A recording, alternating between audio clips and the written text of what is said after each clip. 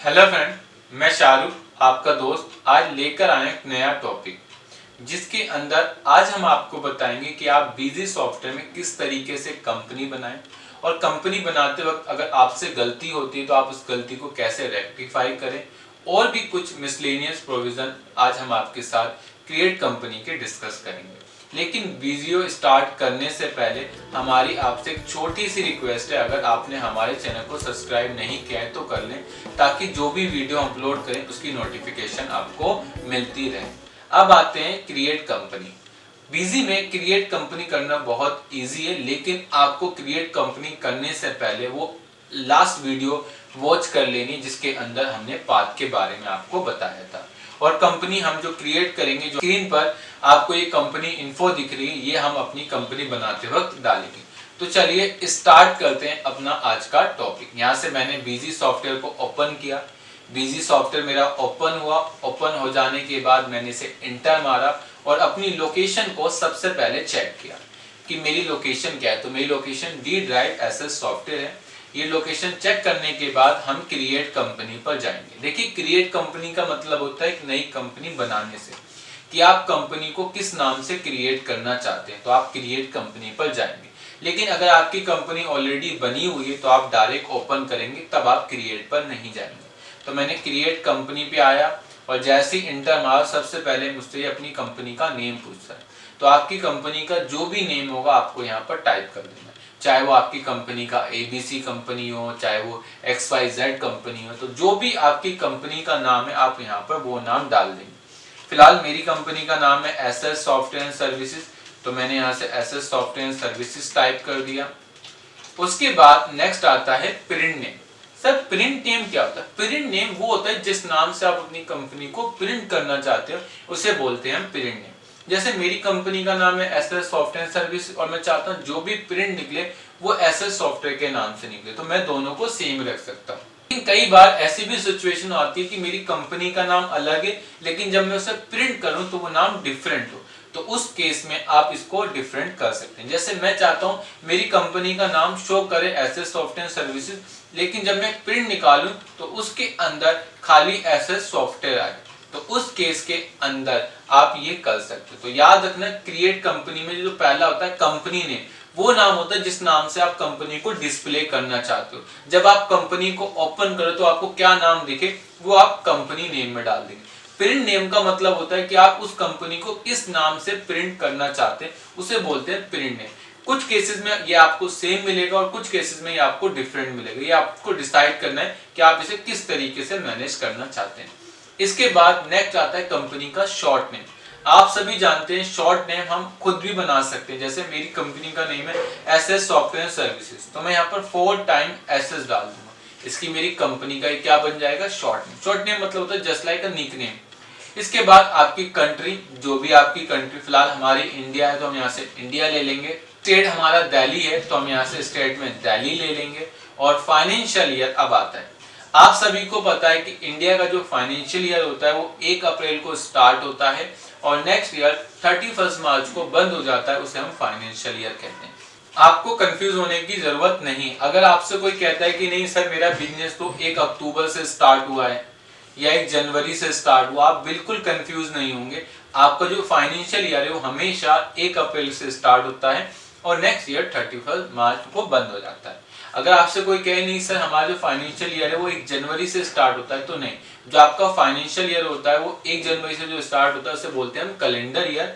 लेकिन जो हमारा फाइनेंशियल ईयर होता है वो 1 अप्रैल को स्टार्ट होता है और नेक्स्ट ईयर को 31 मार्च को बंद हो जाता है, उसे हम फाइनेंशियल ईयर कहते हैं। तो आप इसे बहुत केयरफुली अपना फाइनेंशियल ईयर डालें। तो जो भी आपका फाइनेंशियल ईयर होगा आप यहाँ पर टाइप कर देंगे। हमारे केस में जो हमारा फाइनेंशियल ईयर है वो 2020 है, तो हमने यहाँ पर 1 अप्रैल 2020 डाल दिया। इसके बाद होता है books commencing from. Books commencing from का मतलब होता है एंट्री आपको कब से करनी है। आपका फाइनेंशियल ईयर 1 अप्रैल से स्टार्ट होगा, वी नो वेरी वेल, लेकिन आप उसमें एंट्री कब से करना चाहते हैं। तो मैंने कहा मैं उसमें अपनी एंट्री जो करना चाहता हूं वो 1 अक्टूबर से करना चाहता हूं, तो मैंने यहाँ पर 1 अक्टूबर डेट डाल दी। तो इसका मतलब ये है कि मैं 1 अक्टूबर के बाद की तो सारी एंट्रियां कर सकता हूं, लेकिन उससे पहले की कोई भी एंट्री नहीं कर सकता।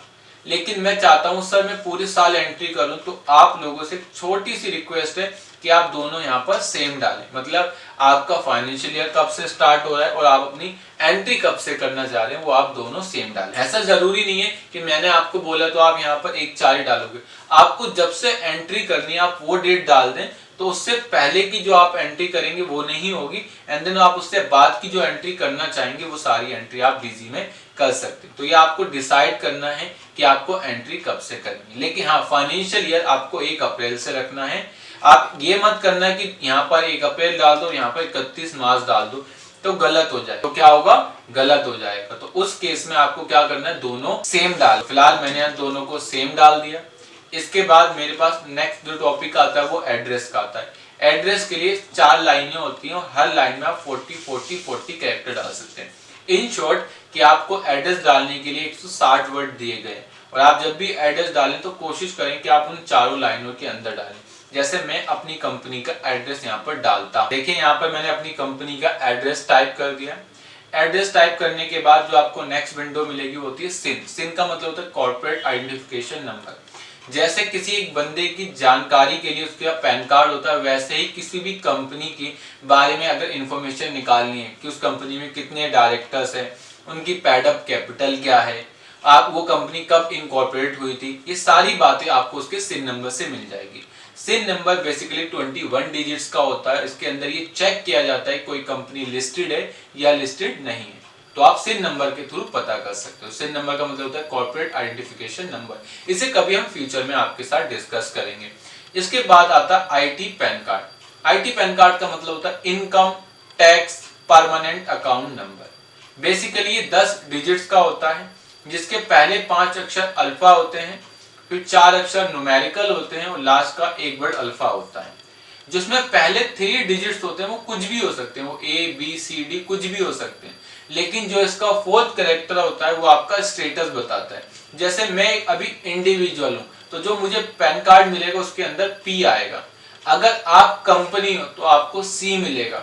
अगर आप एक पार्टनरशिप फर्म हो तो आपको F मिलेगा। अगर आप एक इंडिविजुअल आर्टिफिशियल जुडिशियल पर्सन हो तो आपको A मिलेगा। अगर आप गवर्नमेंट हो तो आपको G मिलेगा। तो जो 4th कैरेक्टर होता है वो आपका स्टेटस बताता है कि आपकी कंपनी का जो पैन कार्ड है वो क्या है। तो याद रखना, अगर आप किसी का भी पैन कार्ड देखते हैं तो उसका जो 4th डिजिट है आप वो जरूर चेक करें, तब आप खुद ही बता सकते हैं वो एक इंडिविजुअल है, वो एक पार्टनरशिप फर्म है या वो एक कंपनी है। इसके बाद जो उसका 5th कैरेक्टर होता है वो आपका सरनेम आता है। सरनेम जैसे विकास वर्मा तो V आ जाएगा, अनिल कुमार तो K आ जाएगा, जैसे अभिलाष शर्मा तो S आ जाएगा, जैसे शाहरुख सिद्दीकी तो S आ जाएगा। तो जो 5th कैरेक्टर होगा वो आपका सरनेम बताएगा। इसके बाद 4 न्यूमेरिकल कुछ भी हो सकते हैं, एंड देन लास्ट का एक वर्ड होगा अल्फा, वो भी कुछ भी हो सकता है। सपोज दैट अगर मेरा सरनेम ही नहीं लगा मेरे डॉक्यूमेंट में, तो उस केस में तो जो भी आपकी कंपनी का पहला अक्षर होगा या आपके नाम का जो पहला अक्षर होगा वही क्या बन जाएगा, आपका 5th कैरेक्टर। सर आपने हमें आईटी पैन कार्ड की फुल फॉर्म बता दी, आईटी पैन कार्ड किस तरीके का होता है ये आपने बता दी। बेसिकली होता क्या है, आपको किसी गवर्नमेंट को किसी भी बंदे के बारे में पता करना है, वो साल में कितने रुपए कमाता है या वो अपनी कितनी इनकम शो करता है, तो वो सारी इंफॉर्मेशन उसके पैन कार्ड से रखते हैं। नाम से इंफॉर्मेशन रखना बहुत कॉम्प्लिकेटेड है। जैसे कि अगर हम बात करें इंडिया में तो एक नाम के कई सारे लोग मिल सकते हैं आपको, लेकिन अगर एक पैन कार्ड का कई सारे लोग नहीं होंगे, पैन कार्ड सबका अलग होगा। इसलिए गवर्नमेंट ने कहा है कि हम अब सभी बंदे को एक पैन कार्ड नंबर इशू करेंगे और बाद में अगर उसकी कोई भी इंफॉर्मेशन हमें निकालनी होगी तो हम उस पैन कार्ड के थ्रू निकाल सकते हैं।